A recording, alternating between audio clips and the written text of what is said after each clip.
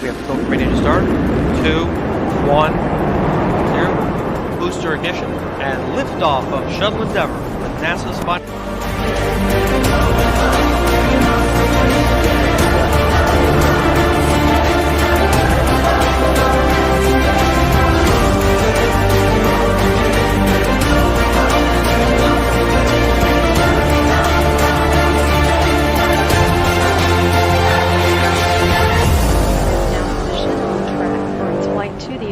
Space Station.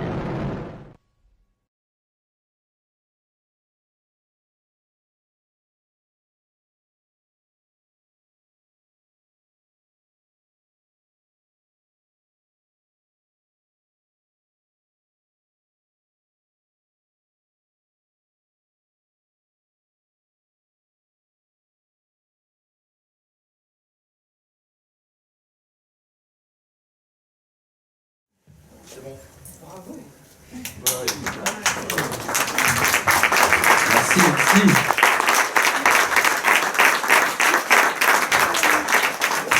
Merci, merci. Merci beaucoup. Grande première, ça fait du bien. Merci Sébastien.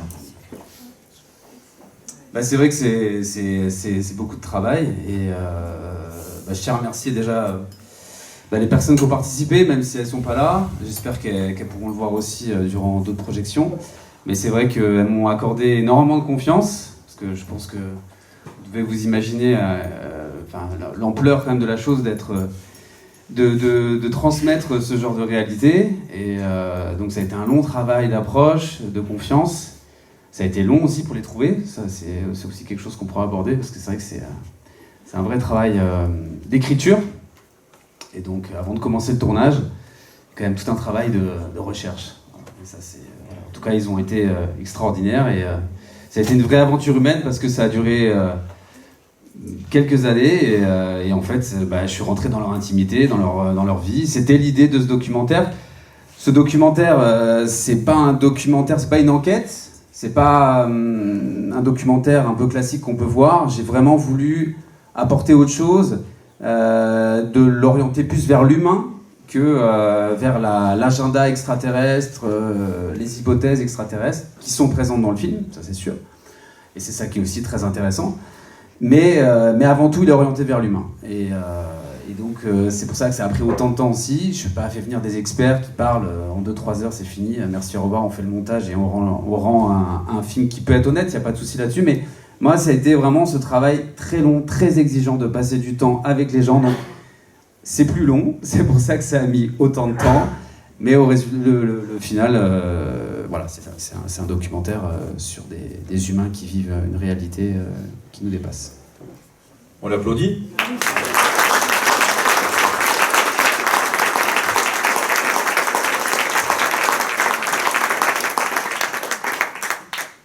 On va y aller mollo sur les questions.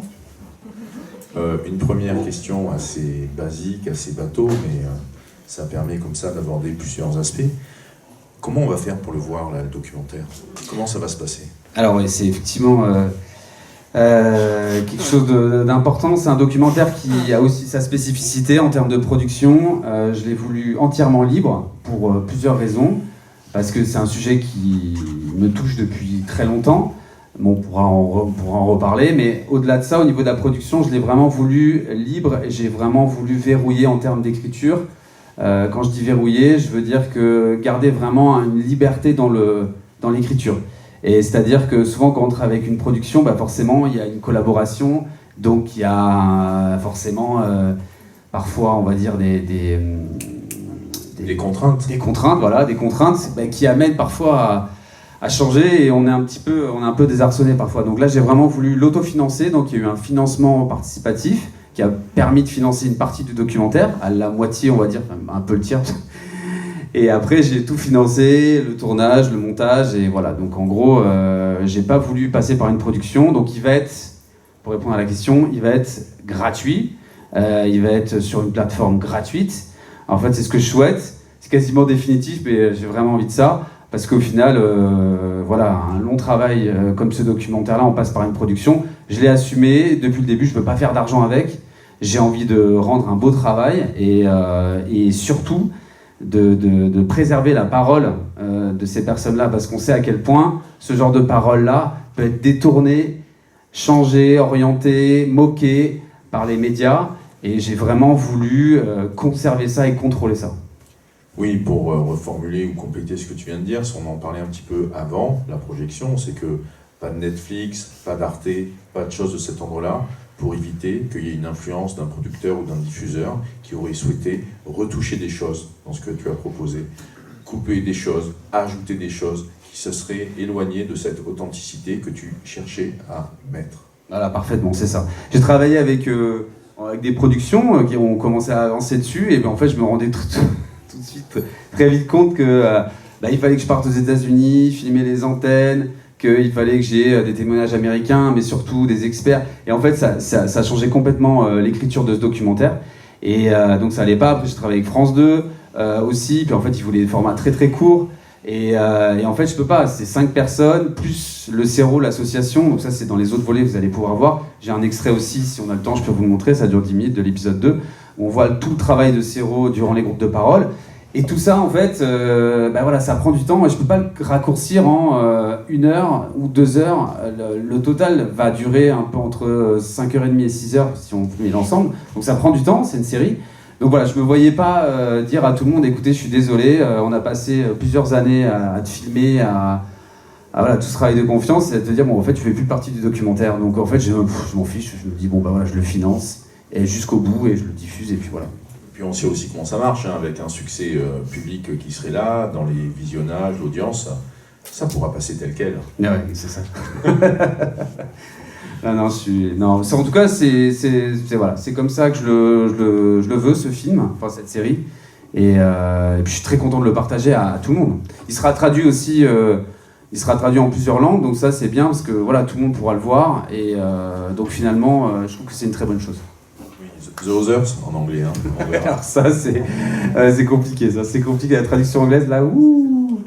Je sais pas si je vais traduire. Je trouve que c'est joli même les ailleurs. Tant pis, ça va être traduit bizarrement. Restons déjà sur ce que tu fais là maintenant, et ce que tu vas nous proposer avant de commencer à tirer des plans sur la comète. Absolument. Alors juste pour vous situer aussi d'autres aspects pour Sébastien, parce que donc on se connaît depuis 2 ans et demi, 3 ans, peut-être à peu près. Les premières fois où on s'est parlé ensemble, c'est la première fois qu'on se rencontre, hein, je l'ai dit à plusieurs reprises. Ça s'est toujours passé par téléphone, on n'a même pas eu de Zoom ensemble, c'est vrai. C'est que téléphoné. T'es pas un perdreau de l'année en tant que professionnel de l'image, tu as fait tout un travail de photographe, tu as couru la planète, tu as fait des photos un peu partout qui ont été repris dans des grands médias. Donc comment ce travail de photoreporter, de vidéaste aussi, cette esthétique, ce métier que tu as appris, en quoi ça éclaire ce travail-là? C'est-à-dire comment ça oriente tes questionnements, tes choix, tes arbitrages en matière de mise en image. On voit qu'il y a une écriture très intimiste dans la façon d'approcher le sujet, qui permet effectivement bien sûr de garder cette authenticité, mais comment, au niveau des plans, de la lumière, de la couleur, on voit qu'il y a des mouvements de caméra particuliers, il y a du drone, enfin voilà. Donc comment ce métier des années précédentes sur d'autres missions et d'autres reportages ont pu contribuer à cette série? Alors c'est vrai que j'ai fait pas mal de choses assez variées et différentes. Et c'est vrai que c'est finalement, même si j'ai collaboré avec des humanitaires dans différents pays, des reportages, et j'ai fait beaucoup de choses autour de ça, des documentaires, j'ai fait des choses assez différentes, mais le cœur de mon travail, ça reste l'humain. Donc j'ai toujours voulu vraiment travailler dessus. Et ce qui m'intéresse, moi, c'est les zones d'ombre. C'est-à-dire les zones un peu frontières, on ne sait jamais vraiment. Et ça me plaît beaucoup, les zones un peu contrastées. Et j'ai jamais vraiment voulu finalement acter, orienter trop. J'ai toujours voulu laisser un petit peu de liberté et d'imaginaire. Et c'est comme ça aussi que j'ai voulu écrire ce projet-là. pour que le spectateur puisse imaginer plus que conclure. Donc ça, c'est très important. Et après, au niveau des images, le drone, c'est évidemment pas que esthétique, parce que c'est vrai qu'on utilise beaucoup le drone et c'est très très bien, mais parfois un peu trop. Mais là, évidemment, vous avez tous remarqué que le point de vue est vraiment du point de vue, on va dire, d'un potentiel vaisseau. Donc ça, c'est l'idée, c'est de montrer voilà, un suivi perpétuel, parce qu'il n'y a pas d'image trop esthétique, c'est vraiment uniquement un suivi type surveillance. Donc c'était ça l'idée derrière cette mise en scène en drone. Et après, ces images, notamment ces images, on va dire, que j'appelle un peu des bulles d'espace, c'est des images que j'ai entièrement réalisées de manière organique, donc il n'y a aucun effet digital. Donc c'est un peu pas, parfois on se pose la question, on se dit mais non c'est digital, mais en fait non, vraiment tout est organique, et ça c'est des choses que j'ai recréées dans un studio et tout ça. Et voilà, et ça a été vraiment des images que j'ai voulu réaliser pour permettre aux spectateurs de respirer entre les différents témoignages qui sont parfois un peu lourds, et aussi d'inviter le spectateur à cheminer, à voyager, parce que voilà, j'ai pas voulu montrer des images d'espace classiques telles qu'on connaît, l'iconographie de la NASA et tout ça. J'ai voulu vraiment être dans un espace un petit peu imaginaire pour que ce soit un beau véhicule pour l'esprit, pour voyager, tout ça, et de respirer poétiquement, c'est l'objectif. Oui, alors pour découvrir un peu plus le travail de Sébastien, tu vas me corriger si bien sûr je dis des bêtises. Il y a 2 sites web. Un site web qui est ton site personnel, c'est ça, ouais. Où on peut voir ce que tu as pu faire précédemment, des reportages photos, des clips, des choses comme ça, et le site dédié aux ailleurs, les ailleurs, qui a servi de support pour la phase de financement participatif, et qui maintenant fait office de découverte de ce projet, de découverte de ce qui est là, de ce que tu mets à disposition, des bonus presse, les kits médias, etc. Voilà. C'est ça. Voilà, j'ai fait un site internet parce que c'est un projet qui est large, c'est-à-dire qu'il y a une série photo aussi, donc voilà, il y a toute une série photo. Il y a donc la série documentaire, et il y a aussi un documentaire que j'ai réalisé pour France Culture il y a 2 ans, qui s'appelle Les Ailleurs aussi, donc vous pouvez l'écouter, parce que c'est le service public, c'est nos impôts, enfin c'était. Mais en tout cas, voilà, vous pouvez l'écouter, c'est Les Ailleurs sur France Culture, et là c'est un épisode, c'est juste un épisode, ça dure 45 minutes, où on a suivi aussi 2 personnes, et les archives OVNI de la Défense, donc c'était assez marrant, parce qu'on a pu découvrir pas mal de petites choses, on a ouvert des boîtes OVNI, donc ça c'était rigolo. Et puis il y a aussi un travail avec le CERO, une régression hypnotique avec Isabelle de Cochepeau qui fait partie du CERO. Donc voilà, ça a été aussi une belle aventure. Donc Les Ailleurs, c'est un projet, on va dire, cross-média, transmédia, comme vous pouvez l'appeler. Oui, pour préciser, sur le documentaire sonore, audio, que tu as fait il y a 2 ans France Culture, ça n'est pas la bande-son d'un épisode, c'est un objet audio, un reportage sonore, comme on dit, à part entière, avec des choses qu'on ne retrouve pas dans le documentaire. Absolument. Ou qu'on verra en vidéo. Ah oui, non, c'est complètement indépendant. Ouais, c'est complètement indépendant. C'est une autre réalisation que j'ai faite, ça c'était pour la radio. Et voilà, donc... Bon, j'imagine que les questions vous brûlent les doigts, alors allez-y, levez la main s'il y a des questions. Oh, oui, ici une première, deuxième là-bas. Le nom de votre site. Alors, le site, c'est assez simple, c'est lesailleurs.toutattaché.fr. Voilà, lesailleurs.fr. Une autre question par ici, oui. Levez la main franchement pour les questions, ça me permet de repérer. Ouais, toute simple la question. Par quel cheminement avez-vous accédé au témoignage? Alors, ça a été un long travail, j'ai à peu près rencontré plus d'une dizaine de personnes. Ça a pris pas mal de temps, de rencontres, de téléphone et tout ça. Et c'est vrai que ça a été compliqué. Ça a été compliqué de les choisir et de les trouver aussi. Parce que, voilà, vous doutez bien qu'on ne les trouve pas sur Facebook. Bonjour, je recherche quelqu'un qui a été enlevé par les extraterrestres. Enfin, on peut en trouver, mais bon, on peut douter un peu de la véracité. Et donc, je suis passé par des personnes qui connaissaient bien le milieu. Et le CERO aussi, une fois que le contact a été fait, j'ai mis pas mal de temps parce que, évidemment, ils sont beaucoup sollicités par les médias. Donc, ils avaient besoin aussi de temps, de me rencontrer, de tester aussi ma crédibilité. Donc j'ai pu accéder au CERO et à plusieurs personnes du CERO. Et voilà, après c'est un choix qui est pas évident de choisir plusieurs personnes dans un documentaire qui est choral, parce que j'ai pas choisi 1 ou 2 personnes, il y en a 5. Et c'est un choix personnel, c'est un choix effectivement qui est basé aussi sur des trajectoires humaines qui pouvaient me faire vibrer. Et surtout, il faut toujours privilégier l'équilibre dans la narration, ce qui n'est pas évident quand on choisit plusieurs personnes. Je suis passé à côté de personnes incroyables. Mais le problème, c'est que je me suis vite rendu compte que ça pouvait déséquilibrer le propos général. Donc il faut toujours penser à l'équilibre global du sujet. Donc voilà, c'est comme ça que j'ai choisi ces personnes-là. Alors, il y a une autre question ici au fond de Sylvain Matisse qui porte, je crois, plus précisément sur l'un de tes témoins. Oui, alors déjà bravo pour ce reportage. Merci. Voilà. Et le témoin qui a prétendu avoir travaillé au CNES, donc il a une base en astronomie, est-ce qu'il t'a dit la nature de la couleur bleue dans les spectres? Parce que là, il a utilisé la spectrométrie, hein. On sait qu'on peut avoir la capture thermique d'un objet, qu'il soit naturel ou pas, hein, hélium, hydrogène, etc. Il t'a révélé là, ce bleu, parce que, pourquoi j'insiste sur ce point Oui, oui, sur la longueur d'onde et la fréquence, même la distance en année-lumière. On a pas mal de témoignages, nous, avec cette lumière bleue, pas seulement pour les abductions, mais aussi pour les phénomènes inexpliqués. Est-ce qu'il t'a révélé ce bleu, étant donné qu'il est quand même de l'astronomie assez poussée? Je pense qu'il a pu déterminer la nature de cette couleur. Et puis le télescope que l'on voit, ce qu'il a fabriqué lui-même, on dirait un Newton, je ne suis pas sûr quel était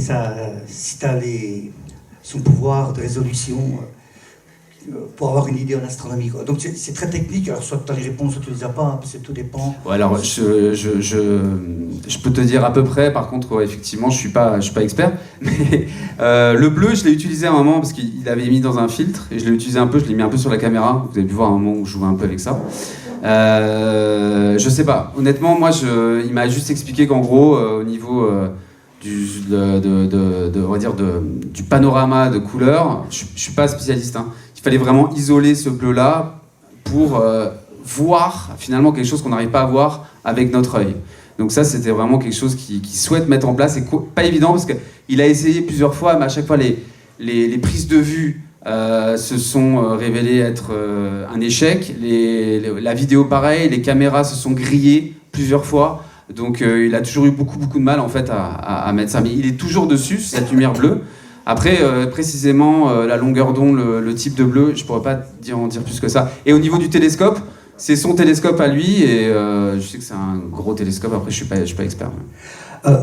Si tu as l'occasion de revoir la personne, il faudrait qu'il pense à se munir. Le site UFO Science de Jean-Pierre Petit, Mathieu Adair n'en fait plus partie maintenant, Jean-Christophe Doré, qui sont des physiciens. Ils avaient mis en place ce qu'on appelle des bonnettes à réseau ou réseau de diffraction. Et là, ça te donne la capture thermique. D'ailleurs, ouais, et en plus c'est gratuit, hein, tu peux l'avoir par UFO Science pour juste les frais de port. Hein. Tu peux lui glisser l'idée au passage. Oui, bien sûr. Non, mais il est très friand, et puis là, il commence à faire pas mal de références. Il a 3 bouquins qui sont sur le point d'être parus. Donc c'est un chercheur, donc il consacre beaucoup de temps là-dessus. Il y aura de la conf de presse commune ou peut-être des invitations pour l'an prochain. Il voulait venir aujourd'hui, mais c'était un peu compliqué. Parce que, ouais. Alors, d'autres questions? Je crois qu'il y en a une par ici. Il y a à nouveau au fond, je repars dans l'autre sens.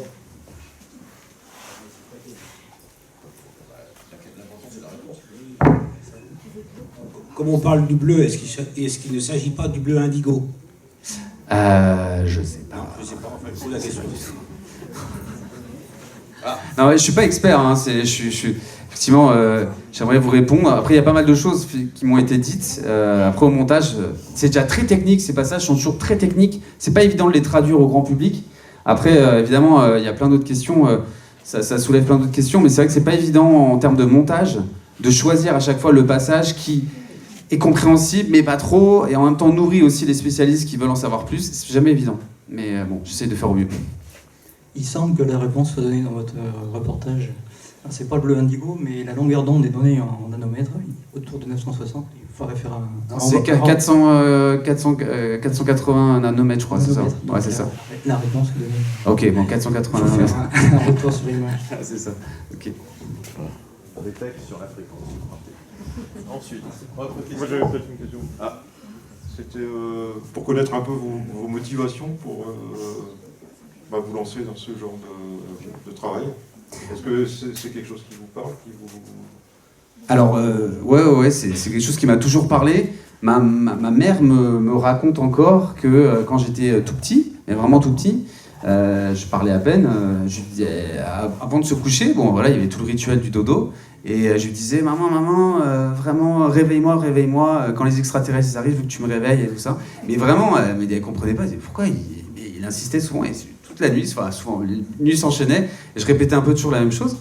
Et donc j'ai toujours eu jamais questionné plus que ça, mais en tout cas ça a toujours été là, cette question de la vie ailleurs, pourquoi, donc ça a toujours été comme ça inscrit au plus profond de moi-même, et donc j'ai cheminé, je me suis questionné sur la question OVNI, évidemment, pour moi c'est important, mais j'aime bien cette question vraiment du pourquoi aussi, et de pas non plus tomber trop dans l'incertitude, et donc c'est pour ça que j'ai vraiment axé le documentaire aussi sur quelque chose qui ne tranche pas. Voilà.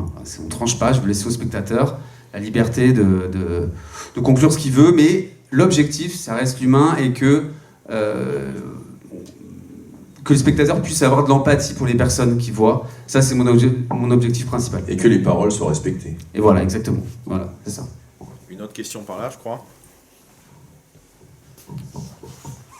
Parmi les témoins, là, il y avait une femme qui parlait de son enfance, qui avait des souvenirs d'adoption d'enfant, et un homme qui disait que ses adultes est arrivé encore adulte, et je crois que c'est lui qui a dit, de toute façon, ils n'arrêteront jamais. Est-ce que tous ces témoins sont encore abductés régulièrement encore, ou c'était que quand ils étaient petits? Non, il y a une évolution dans le documentaire. On voit effectivement des passages d'abduction, on va dire tout frais, et certains passages qui sont du passé, mais qui ont complètement bouleversé la vie de ces gens. Parce que ce qui m'intéresse, moi, c'est la transformation, et c'est l'impact dans la vie qui m'intéresse. On s'est trop souvent intéressé effectivement à la problématique alien, mais on oublie les humains qui le vivent. Donc c'était vraiment l'optique. Et pour répondre à votre question, oui, il y a vraiment... C'est un moment du documentaire, alors ça a duré 8 ans, il y a eu un moment, effectivement, sur quelques mois, assez étrange, où il y a eu un enchaînement comme ça chez les abductés, où il y a eu plusieurs enlèvements, ou des sensations très étranges. Et là, c'était assez bizarre, et après, des moments de rien, complet. Donc c'est très dur, parce que effectivement, parfois, il y a une attention qui est énorme, enfin une attention d'en haut, on va dire, et donc il y a un message qui est délivré, et puis après, rien du tout. Et donc ils se sentent un petit peu abandonnés. Ça sera aussi un peu la suite du documentaire, où on voit aussi l'impact dans la vie, les difficultés aussi qu'on éprouve dans son environnement direct, la famille, le travail et tout ça. Donc voilà, pour répondre à votre question. Eric, tu veux faire un commentaire? Oui, rapide. Alors d'abord mes félicitations pour ce film qui est très émouvant, parce qu'il est très bien fait, il est très intimiste aussi. Ce qui se voit de moins en moins quand même. On est un peu pris par d'autres productions où on voit un peu tout, n'importe quoi, surtout de la violence d'ailleurs. Et là vraiment, je pense que ça va interpeller tous ceux qui regarderont. Cette partie, c'est une partie un peu... Je parle de la partie des abductions, qui fait partie aussi du registre ufologique. C'est une partie un peu noire, pas au sens moral. Elle est un peu noire parce que justement les gens parlent très peu, et parce qu'on ne sait pas, nous, de l'extérieur, combien de personnes sont impactées par ça. On a tenté un tas de choses. À un moment, aux États-Unis, il y avait eu des sondages, mais enfin, c'était extravagant. Oui, il parlait d'1 million de personnes. Oui, c'était extravagant. Donc, c'est vraiment une partie noire, et qu'il est difficile par nature d'investiguer. Est-ce qu'on doit investiguer ça, d'ailleurs? C'est la question. Là, moralement, la question se pose. Est-ce qu'un enquêteur, un ufologue, a le droit d'investiguer ça? ce n'est pas évident. Je ne sais pas ce que vous en pensez sur ce plan-là. Je me suis très vite rendu compte, pour avoir fait quelques repas ufologiques au tout début de la genèse du projet, je me suis très vite rendu compte que l'abduction, c'était, alors évidemment les ovnis, toutes les recherches, tous les boulons et tout ça, ça évidemment, il y a plein de choses, il y a plein d'extraordinaires documentaires, de bouquins et tout ça, mais c'est vrai que les cas d'abduction, ça a toujours été un peu compliqué, et c'est ça qui m'a intéressé. Je me suis dit, ce qui est intéressant, c'est qu'il n'y a pas beaucoup de preuves, et donc c'est une belle matière filmique, en tout cas, parce que on a un témoignage qui est assez ouvert, et le spectateur peut vraiment se balader voilà, dans toutes ces histoires. Et l'imaginaire aussi qui est très sollicité. Après, bon, je ne suis pas ufologue, mais c'est vrai que, en tout cas, les abductés que j'entends disent souvent qu'ils se sentent un petit peu, souvent un peu mis au banc, et que c'est finalement, effectivement, l'abduction, c'est un peu parfois l'angle mort de l'ufologie. Et parce que c'est compliqué, parce qu'on a une matière qui a très peu de preuves, et c'est pas évident. Et comment démêler le vrai du faux? Moi, j'ai entendu des personnes au tout début, quand j'ai fait mes recherches, je sais pas, c'était très beau, très lumineux, on parlait de frères de l'espace, on voyait beaucoup d'émotions dans la personne qui racontait ça. Et je savais pas comment me positionner, alors je me suis dit, si je choisis cette personne-là, parce que c'était très beau, mais en même temps, ça déséquilibre complètement, en fait, le sujet. Ça veut pas dire que je choisis uniquement des histoires glauques et sombres, c'est pas ça. Mais c'est parfois, voilà, c'est très compliqué. Moi, je suis personne pour dire c'est vrai, c'est faux. C'est pas mon travail. Moi, il faut juste que ça résonne, il faut que ça respecte l'équilibre, et il faut c'est ça. C'est compliqué d'aller plus loin, mais c'est vrai que l'abduction reste un sujet compliqué à investiguer. Et le CERO, c'est compliqué aussi pour eux, c'est pas évident, parce qu'ils essayent comme ça d'essayer de faire un travail d'analyse sur le type de visage, le type de personne, le type d'entité, et c'est un travail c'est un très gros travail, quoi. Alors, un autre commentaire, un autre témoignage ici. Je suis un peu émue. Mais je voulais te demander, parce que tu parles abducteur, mais est-ce que tu fais... cette différence, abducté, contacté, parce que c'est les bons et moins bons, mais j'ai l'impression que dans tes témoignages, il y a les deux, non? Ouais, c'est effectivement... Et je te remercie parce qu'il y a des gens comme eux, comme nous, eh ben, on a besoin d'humanité qu'on a là dans tes articles. Merci beaucoup. Ouais, c'est aussi l'intérêt de ce documentaire-là, c'est aussi d'ouvrir, on va dire aussi un espace de réflexion sur les personnes qui vivent cette réalité-là. Et c'est aussi pour ça que je veux vraiment contrôler l'écriture et pas me faire voler, on va dire, l'écriture par une production ou une diffusion. Alors, en tout cas, c'est vrai que la question abducté, contacté, c'est toujours très sensible, et parce que contact, c'est message, c'est contact, mais c'est pas forcément abduction, donc c'est pas tout à fait la même chose. Après, abduction, ce qui est compliqué, c'est que c'est un terme, on va dire, c'est un anglicisme qui est pas évident, et donc c'est pour ça que je l'ai mis, j'ai une traduction. C'est pas évident parce que c'est tout un monde, l'ufologie, avec des termes. Parce que moi, quand j'en parle aux gens autour de moi qui connaissent pas, je pense que vous vivez tous la même chose.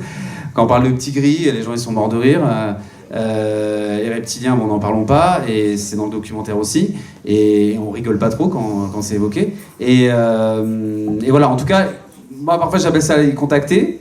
C'est plus large. Après, les enlever, c'est compliqué. Les abducter, c'est parfois encore plus compliqué. Enfin, c'est très compliqué. En gros, en soi, c'est des abductés. C'est tous des abductés, en fait, pour répondre à votre question. Dans le documentaire, ils sont tous abductés, dans ce qu'ils décrivent. Après, il y a des contacts, parfois, qui évoluent, et le type de contact évolue aussi avec le temps. Et on se rend compte que l'abduction d'il y a quelques années n'a plus le même mode opératoire dans ce qui est décrit que ce qu'ils sont en train de vivre actuellement. Donc il y a une évolution aussi dans les enlèvements, et voilà, donc ça c'est intéressant aussi dans le documentaire, parce qu'on le voit au fil du temps, dans ce qu'ils peuvent nous raconter. On a aussi dans la salle Marie du CERO, qui va nous apporter aussi la vision CERO, un commentaire CERO. Merci. Alors j'ai plus de voix, ça va être un peu compliqué, mais bon. Oui, effectivement, le CERO, les gens qui s'expriment auprès de l'équipe du CERO ont tous la sensation au départ et la certitude d'avoir subi une abduction. La différence qu'on pourrait faire entre un contact et l'abduction, c'est que quelqu'un de contacté, il y a la notion d'avoir reçu la proposition d'un échange.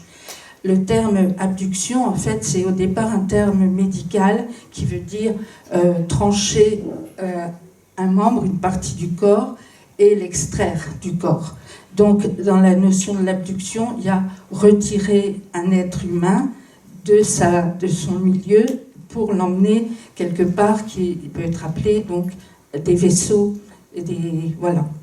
Donc c'est un peu la nuance qui peut être d'une proposition acceptée d'un côté avec un échange et carrément d'une extraction.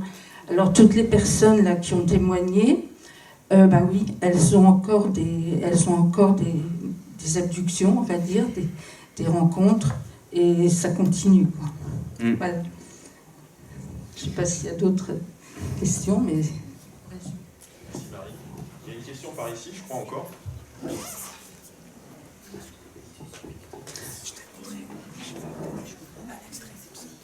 Oui, merci et bravo, c'est vraiment réussi, touchant pour ces personnes qui, pour la plupart, j'imagine, subissent le traumatisme sur une vie, puisque ces enlèvements peuvent durer toute la vie, peut-être même sur plusieurs générations apparemment. Moi, ma question, est-ce que dans un prochain épisode, vous allez aborder la question des implants chez les abductés, qui est quelque chose d'assez récurrent donc chez ces personnes enlevées. Voilà, c'est ma question. Alors, effectivement, c'est une question très importante, la question des implants. J'ai fait le choix d'évoquer la chose, mais elle n'est pas centrale, parce que les personnes concernées n'étaient pas vraiment sujettes aux implants. Enfin, une, oui. Après, c'est compliqué, c'est-à-dire que, notamment pour cette personne-là, son implant, enfin, ce qu'il disait être un implant, c'est toujours pareil, il faut mettre quand même des guillemets, a été pris, récupéré par les autorités pendant plusieurs années, il l'a récupéré après, enfin, ça a été un peu compliqué. Mais le souci des implants, en tout cas pour ce film-là, ça a fait un peu dévier finalement le propos, où on part à la recherche de la preuve absolue. Et je ne suis pas en train de minimiser la question des implants, mais pour l'écriture de ce documentaire-là, c'était pas juste... Moi, je me la suis posé beaucoup, hein. Je me suis dit, est-ce que je le fais, est-ce que je le fais pas? Après, bon, c'était pas vraiment à l'ordre du jour par rapport au choix des personnes, mais effectivement, comme je suis parti dans l'idée de ne pas aller vers la preuve concrète, mais plus dans le témoignage et dans le ressenti et dans la transformation dans la vie, que voilà, j'ai décidé de pas de mettre ça à côté parce que ça a été finalement peu évoqué. Et voilà. Après, je sais qu'il y a quand même une personne qui fait partie, qui a été présente pendant un certain temps du documentaire. Après, je me suis désengagé d'elle. Et donc ça a été aussi une aventure, hein, parce que je me suis désengagé avec plusieurs personnes dans le documentaire qui collaboraient un peu avec moi pour m'aider un peu à trouver des personnes et à faire des séances de régression. Et voilà, et en gros, il y avait aussi l'obsession de trouver des implants, mais avec une interprétation autour des implants qui étaient des implants énergétiques. Et après les implants énergétiques, je sais pas. Moi, c'est compliqué la question des implants. J'ai un peu regardé, lu, et j'ai préféré mettre ça de côté pour vraiment concentrer uniquement sur le propos, le témoignage, l'essentiel de ce qu'ils vivent. Et voilà, encore une fois, c'est un choix, on va dire, de narration. J'ai une dernière question. D'abord, je trouve que c'est un sujet très sensible que tu as traité avec beaucoup de sensibilité et je te remercie. Merci. À l'intérieur de ce sujet sensible, il y a encore plus sensible, il y a une dame par rapport à sa grossesse. Est-ce que derrière, en filigrane, est-ce qu'il y a la question d'une grossesse qui serait hybride? Alors, effectivement, quand on entend son témoignage, c'est la première question qu'elle peut se poser. Voilà, alors la réponse est dans les épisodes qui vont suivre. Voilà, parce que le but de ce premier épisode, c'est effectivement aussi de poser les personnalités, leur environnement, et puis après on rentre petit à petit quand même aussi dans la réalité concrète de ce qu'ils vivent. Et donc effectivement, il y a le fils en question, on le voit. Et après, on ne sait pas Ça, je sais pas. Mais en tout cas, elle dit que non, même si ça laisse à penser que oui. Mais en même temps, c'est compliqué avec son fils. Et il y a c'est l'épisode 3, il y a un dialogue extraordinaire avec le fils, où ils sont en train de discuter chez elle dans la cuisine, où là, c'est incroyable, parce que c'est vraiment la confrontation de deux visions de la chose, même si c'est son fils, et que c'est cette personne qui est très sensible, parce que voilà, elle a vécu ce qu'elle a vécu. Le fils, lui, a sa sensibilité qui n'est pas du tout la même, et donc il y a un échange super intéressant, intellectuel, autour de la question des abductions, et c'est très intéressant. Parce que ces personnages, voilà, faut oublier aussi qu'ils vivent leur réalité. Au début, là, on les présente un peu des portraits, des monologues qui s'enchaînent. Après, voilà, ils sont dans la vie, il y a des confrontations sévères aussi avec d'autres personnes. Et là, on se rend compte que voilà, c'est pas évident de vivre ce qu'ils décrivent être des abductions dans notre société moderne, voilà, qui est normée, et c'est un discours qui est peu entendable. Et donc, on le voit aussi dans le documentaire. Alors là, maintenant, je vous propose de donner la parole à Jenny, en tant que responsable ERT au sein de MUFON. Donc, Jenny, ton opinion, un commentaire ou peut-être une question à Sébastien. Plutôt un commentaire. Nous, ça fait 4 ans qu'on se connaît, à peu près. J'ai un mea culpa à faire. J'ai cru que tu n'y arriverais pas. Comme beaucoup de gens. J'attendais ça avec vraiment beaucoup d'impatience. C'est fait. J'en suis très heureuse. J'ai hâte de voir la suite. C'est tourné avec non seulement beaucoup de créativité, mais énormément de sensibilité. C'est peut-être quelque chose à ne pas regarder seul pour certains, parce qu'il va y avoir beaucoup de questionnements par rapport à ce qu'ils ont vu. Ils vont avoir besoin de soutien à la suite. En plus, tu m'as dit que l'épisode qu'on vient de voir, le premier, était juste une mise en bouche et juste pour mettre la table, et qu'après ça allait crescendo. Donc si vous avez envie de voir la suite, je pense que oui, et que vous êtes sensible au phénomène, soyez entourés. Voilà, en tout cas je voulais te remercier énormément Merci pour ce beaucoup. que tu as fait. Et merci à toi, parce que c'est un plaisir de vous présenter voilà, ce premier épisode.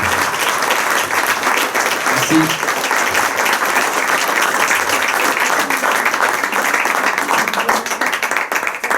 C'est pas tout à fait fini, on a encore quelques questions. Celui-là, c'est la discussion importante.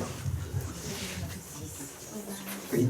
Une petite question toute simple. Déjà, merci beaucoup pour ce documentaire. Et je voulais savoir, enfin, plutôt pratique, les épisodes ou les séries vont être envoyés à quel rythme, ou soit on peut voir en flux continu, ou tout dépend du planning que vous avez prévu, quoi. C'est ça le planning. Très bonne question. Très bonne question. C'est une réflexion que j'ai. Je ne sais pas si j'ai l'approche, on va dire, un épisode. Je sais pas. Je sais pas si je donne tout en même temps. Pour un sondage, je sais pas. Après, je vous demande d'ailleurs. Est-ce que vous pensez que c'est bien d'avoir tous les épisodes d'un coup, ou est-ce que non, faut feuilletonner un peu. Ouais. Je pense que, ou alors 2 par 2, je sais pas. Mais effectivement. Il y a des gens qui aiment bien effectivement regarder tout d'un coup, c'est peut-être générationnel aussi. Moi je pense que je ne mettrai jamais tout d'un coup, je vais peut-être découper en 3 endroits, je sais pas. Ouais. Je sais pas, c'est une très bonne question effectivement, parce que je sais pas encore. Mais en tout cas, bon, c'est sûr que ce sera en gratuit, après, mais peut-être en 2 ou 3 fois, je sais pas. Ouais. La question reste ouverte. Alors on a une autre question ici au fond, de la part de Jean-François Obsommer, qui est donc le directeur du MUFON France, Belgique et maintenant également Suisse. Donc en fait, il couvre toute la francophonie. C'est et les Pays-Bas également, donc désolé, c'est pas que la francophonie. Mais donc Jean-François, on t'écoute en tant que MUFON. Oui, alors merci pour ce premier épisode qui est vraiment super. Merci. J'avais pas de questions, en fait, je voulais compléter un peu ce que Janie avait dit. Il y a certainement des gens qui vont se reconnaître dans ces témoignages ou dans ces expériences, et donc qu'elles n'hésitent pas à se tourner vers des associations comme le CERO, comme le MUFON pour être accompagnées. Voilà, c'est simplement ce que je voulais dire. Merci Jean-François. On va aller voir Eric aussi, qu'on a vu ce matin pour ceux qui étaient là, et qui nous a présenté le fonctionnement ERT avec des témoignages aussi très forts, et lui-même contacté, expérienceur, enfin bref. Si t'en prie, vas-y, je t'en prie, si tu veux nous dire un peu aussi. Non, je vais compléter non, ce que je t'ai déjà dit en fait. C'est que moi je retiens l'émotion qu'il y a dans ce documentaire. Ça m'a vraiment touché, j'avais les larmes aux yeux là, le fait de voir le déroulé, surtout que je connais aussi certaines personnes qui sont présentes, que tu as rencontrées. Et ça reflète vraiment l'accompagnement que l'on a, nous, avec des personnes qui sont abductées, qui vivent aussi des moments difficiles, et notamment avec la famille et les proches aussi, qui ne sont pas toujours compris. Et ça rajoute encore en plus de trauma, on va dire, le fait de ne pas pouvoir parler, se confier à ses proches. Et bon, c'est passionnant. Bravo beaucoup. Encore. Merci beaucoup. Ouais, effectivement, la dimension familiale, on va le voir aussi dans le documentaire, elle va évoluer. Et puis la question, évidemment, de la filiation, enfin on va dire du fait que une personne abductée est souvent une victime, mais une victime qui n'est pas isolée dans la famille, c'est souvent aussi la mère qui décrit la même chose. Et voilà, donc il y a un lien comme ça familial et qui va être abordé dans le documentaire et qui est intéressant, alors qui est un peu surprenant parfois parce qu'on ne s'attend pas forcément à des témoignages de ce type. Mais enfin voilà, vous verrez, c'est aussi intéressant. Je vais vous demander, à la suite de ces 4 ans à peu près, je ne sais pas... 8 ans. 8 ans d'exploration, est-ce que toi, ta vision a changé par rapport au phénomène? Ouais, ça a pas mal changé. Je suis arrivé, on va dire, plein de cas, d'histoires, et je me suis très vite rendu compte que il y avait beaucoup d'échanges aussi autour de ce que je pouvais entendre, et moi, au bout d'un moment, j'avais un rôle qui était un peu biaisé, et où finalement, on était un peu... Il y avait une sorte d'échange d'un peu d'experts, et j'étais en train un peu de me perdre même dans le documentaire là-dessus.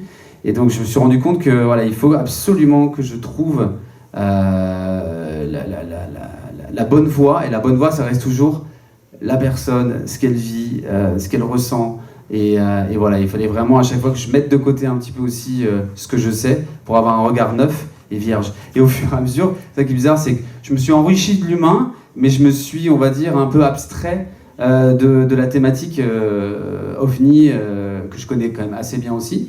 Et j'ai essayé vraiment de me concentrer vraiment sur les humains.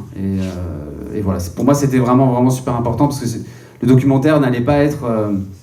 sinon, ça aurait été un documentaire vraiment très spécialisé sur voilà, des cas, des échos par rapport à d'autres choses et tout ça, type de race, entité, quel message pour tel type de... Voilà. C'est évoqué, mais c'est secondaire, on va dire.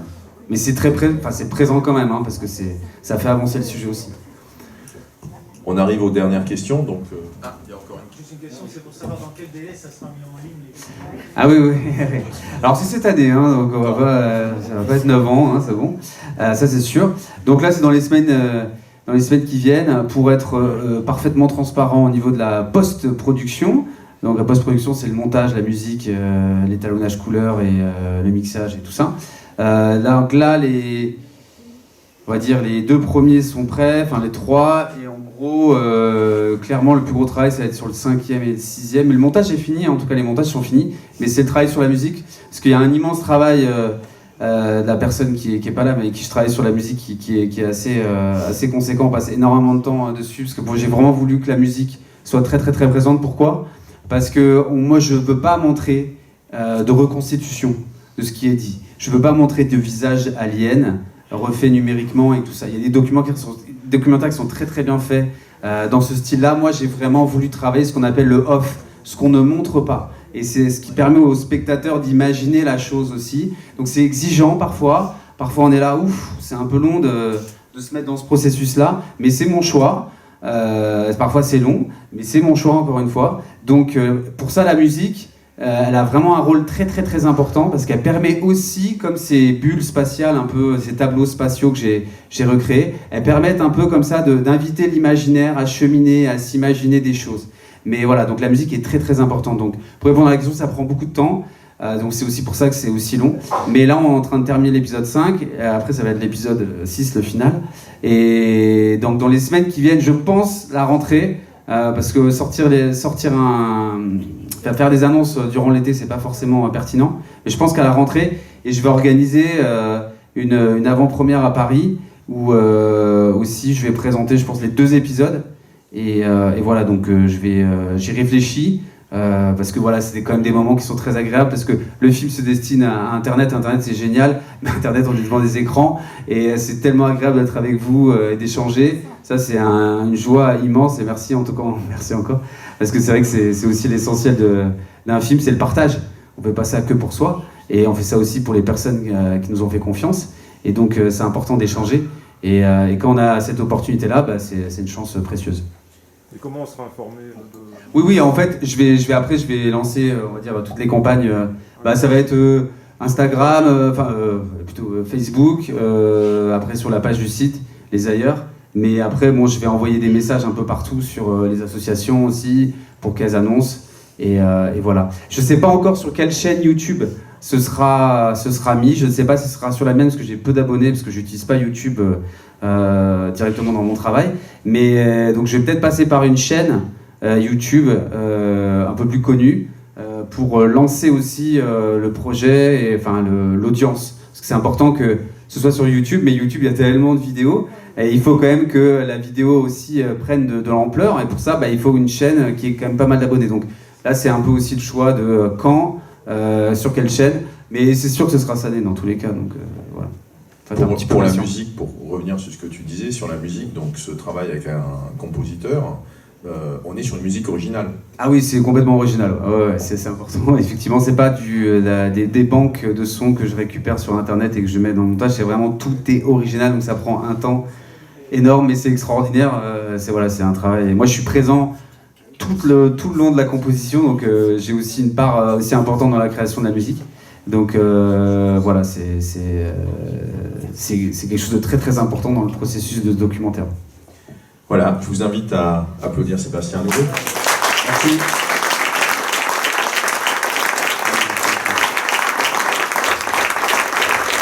Merci beaucoup.